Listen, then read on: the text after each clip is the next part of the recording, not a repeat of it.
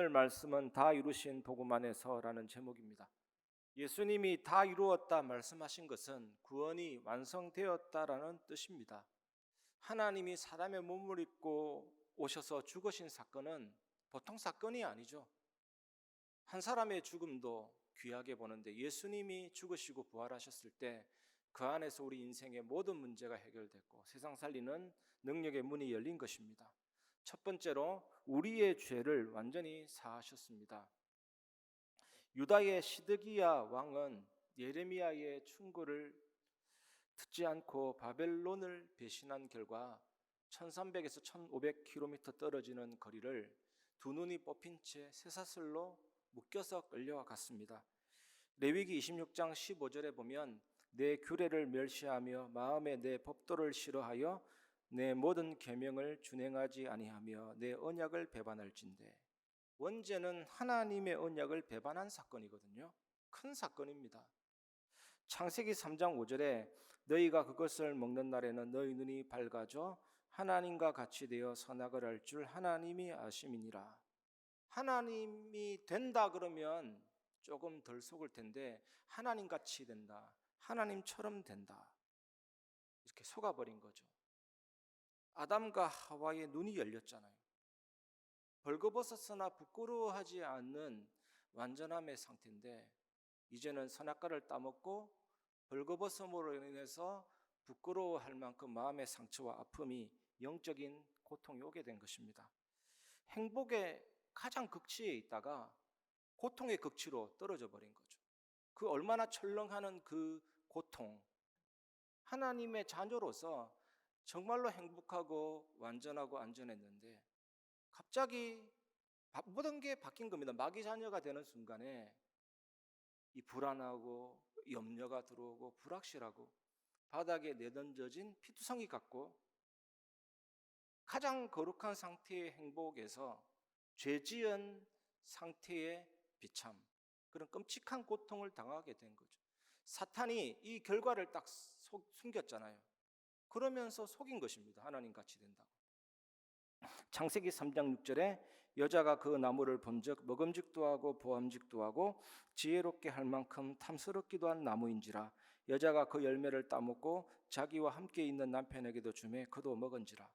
하와는 자신의 상상력과 하나님처럼 된다라는 그 상상력과 감정에 붙잡혀서 언약을 어기고 선악과를 따먹었잖아요.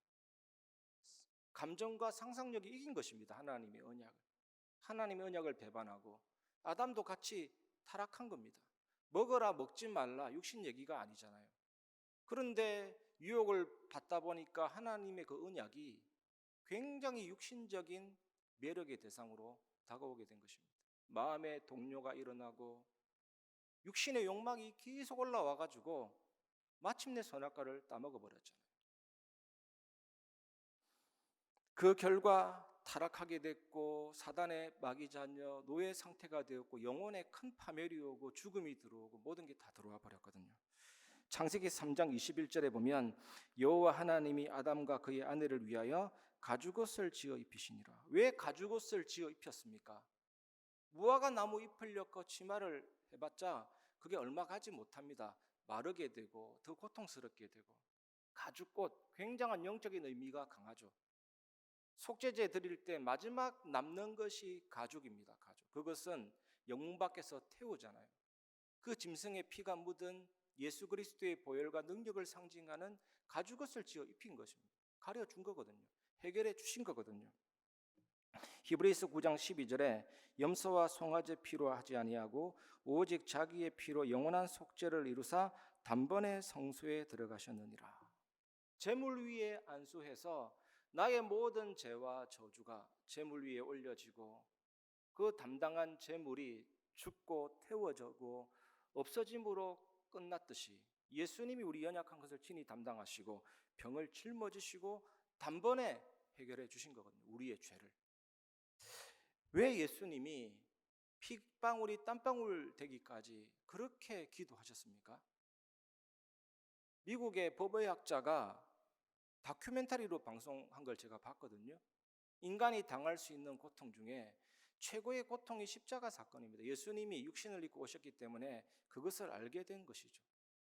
이 법의학자 표현에 빌리면 횡격막이 헉 하고 들려 올라가서 십자가에 달리면 생존 본능이 있기 때문에 본인도 모르게 무릎을 구부렸다 폈다 하면서 밑에서 당기는 중력에 의해서 찢어지면서 계속 고통당하는 겁니다. 6시간 동안.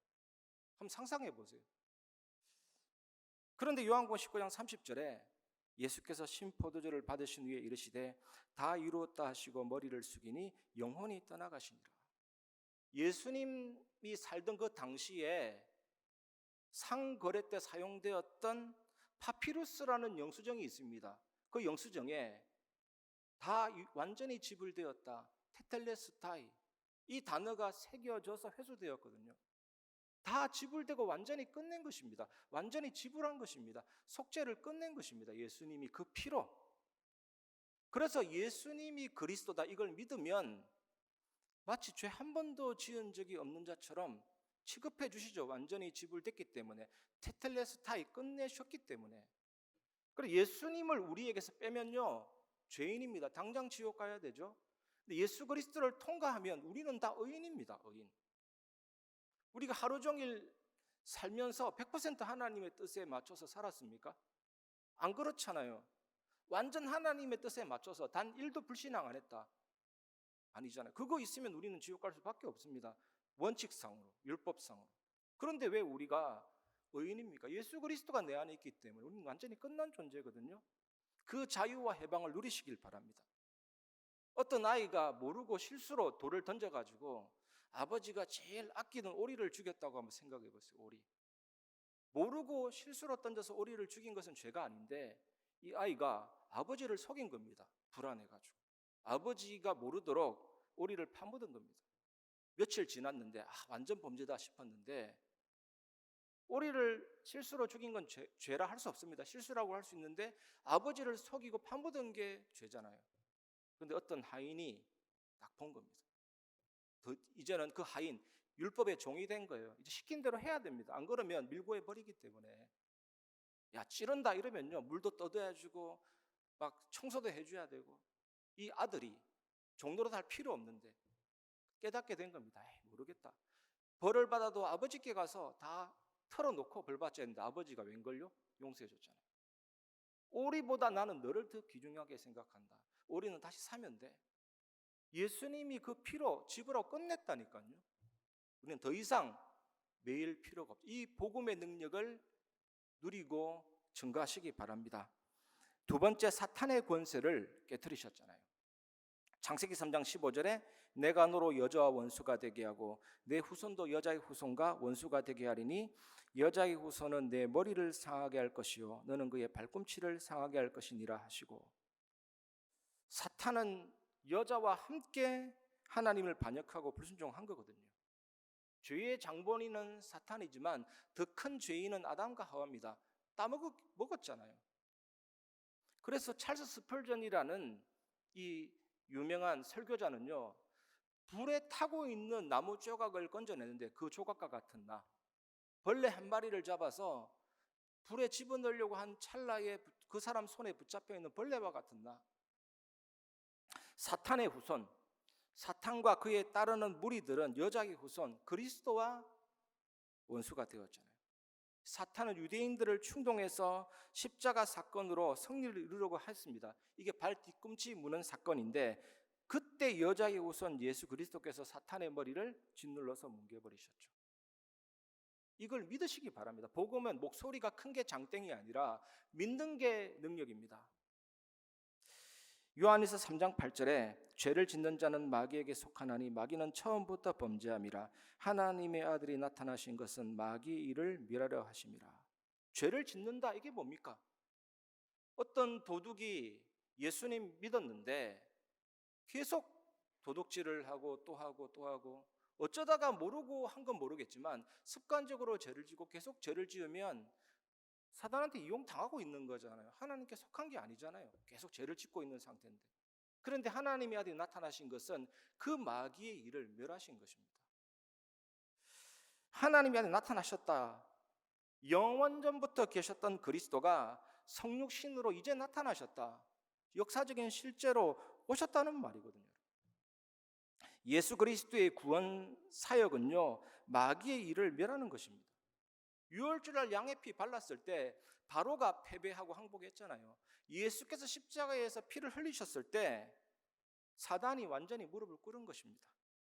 발 뒤꿈치를 물면 끝날 줄 알았는데 그때 사단의 머리가 짓눌러서 뭉개져 버렸죠. 이 승리를 누리시기 바랍니다. 서커스단에 있는 코끼리를 어릴 때부터 발목에다 밧줄을 묶어 놓으면요, 코끼리가 이제 커서 충분히 끊을 수 있는데도 불구하고 못 끊는다라고 생각합니다. 습관적으로 딱 매여 있기 때문에. 죄의 사슬을 끊어 주었는데 다시 매일 필요 없고 종로로 달 필요 없어요. 이제는 그 죄를 정복하고 이기고 세상을 살리는 것입니다. 믿으시기 바랍니다. 실수로 카드를 결제했는데 취소하면 끝나는 거잖아요. 예수님이 오신 목적은 뭐냐? 사탄이 성취한 모든 것을 취소시키는 겁니다. 마귀가 하려고 했던 모든 일들을 좌절시키는 거라니까요. 현장에 이 능력이 임해버리면 끝나는 거죠. 여러분이 이 능력이 누려지면 끝나는 것입니다.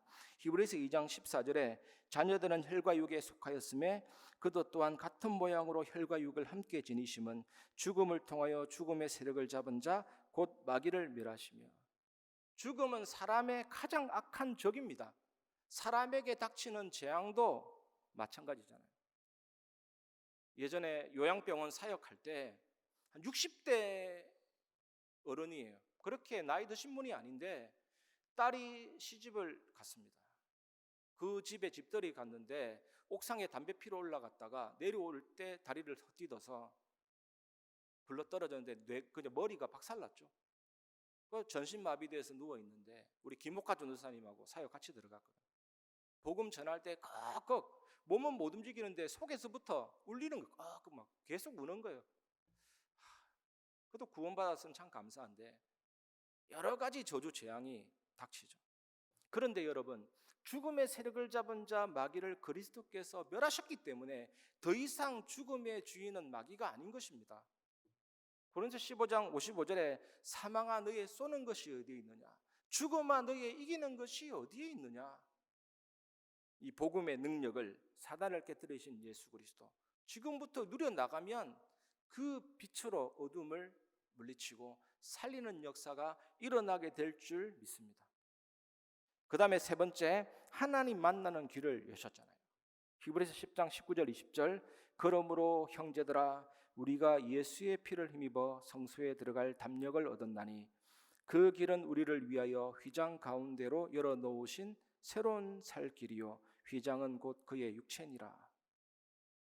휘장이 딱 가로막고 있어서 구약 시대 때는 하나님을 만나려고 해도 만날 수가 없죠. 1년에 한 번 대속죄일 대제사장만이 지성소에 들어갑니다. 휘장을 넘어서. 이 제사장이 들어갈 때 양을 잡고 그 피를 번제단 아래에 쏟고 번제단 네 기퉁이 뿔에다가 바르고 그 각던 제물은 그 제단 위에서 태우고 그것도 피를 그릇에 담아서 휘장 앞에다 7번 뿌립니다. 그리고 나서 그 안에 들어가죠. 지성소 안에. 지성소에 들어가기 위해 휘장을 통과해야 했듯이 이제는 예수 그리스도를 통과해서 하늘의 지성소에 들어갈 수가 있게 된 것입니다. 예수 그리스도를 영접하면 되는 거예요. 믿으면 되는 거예요. 하나님을 만났고 하나님을 누릴 수 있게 된 것입니다. 그날에 너희가 내 안에 내가 너희 안에 이랬잖아요. 너희는 하나님의 성전인 것과 하나님의 성령이 너희 안에 계시는 것을 알지 못하느냐. 장차 우리가 알파와 오메가 되신 하나님 앞에 서는 것이 아니고 예수님을 구주로 영접한 자 속에 하나님이 살아가고 있습니다. 여러분은 그런 성전이 된 거예요.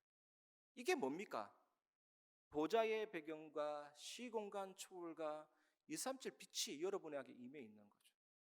이걸 누리는 것이 플랫폼이요 파수망대요 안테나입니다. 어려운 게 아닙니다. 내게서부터 나가게 되는 거죠. 이걸 확인하시기 바랍니다. 요한복음 14장 6절에 예수께서 이르시되 내가 곧 길이요 진리요 생명이니 나로 말미암지 않고는 아버지께로 올 자가 없느니라. 보이지 않는 하나님이 어떤 분인지 보여주시기 위해서 하나님이 사람으로 오셨잖아요.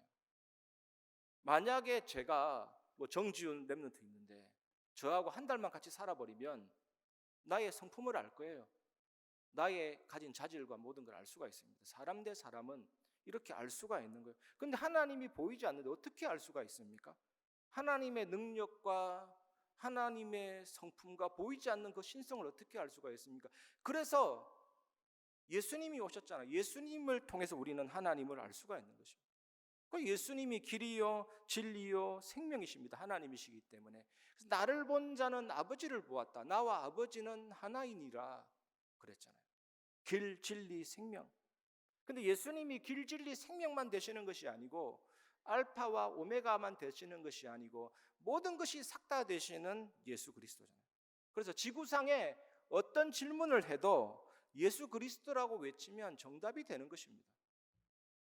그래서 CCC에 보면 백문일답이 있잖아요. 백문일답. 어떤 질문을 해도 답은 예수 그리스도. 질문 보면 되게 웃기는 것도 있어요. 여러분을 결혼하게 하는 그 이름은 누굽니까? 하면 예수 그리스도. 무조건 예수 그리스도. 이 나라를 통일시킬 분은 누구십니까? 예수 그리스도. 저 대통령도 오래가지 못하는데 진짜 행복을 누리게 하실 이름은 누구십니까? 예수 그리스도. 예수 그리스도라니까 길이요 진리요 생명 되신다니까.